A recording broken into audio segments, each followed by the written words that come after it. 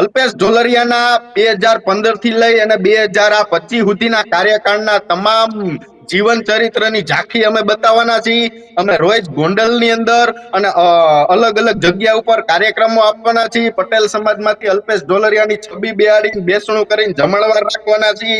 અને 2027 ને હજી 1.5-2 વર્ષની વાર છે, તો એની તમામ તૈયારી અત્યારથી જ ચાલુ કરી દેવાની વાત છે. બની એક જ ઘટનાએ આટલું બધું પરિવર્તન લાવી દીધું. એક જ હું તો ઘટનામાં આટલું ભગવાનને બધું પરિવર્તન.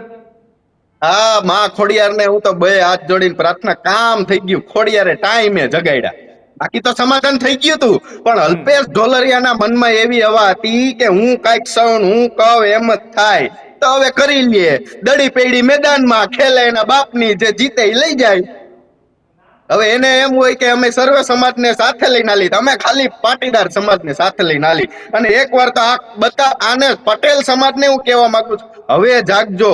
2-5 દારૂની બોટલોમાં પકડાવને આવા આગેવાનો તમને છોડાવી દેતા હોય તો એના કરતા 2 દી લોકઅપમાં રહી આવાય. આ કોઈની હેઠે રહેવાય નહીં.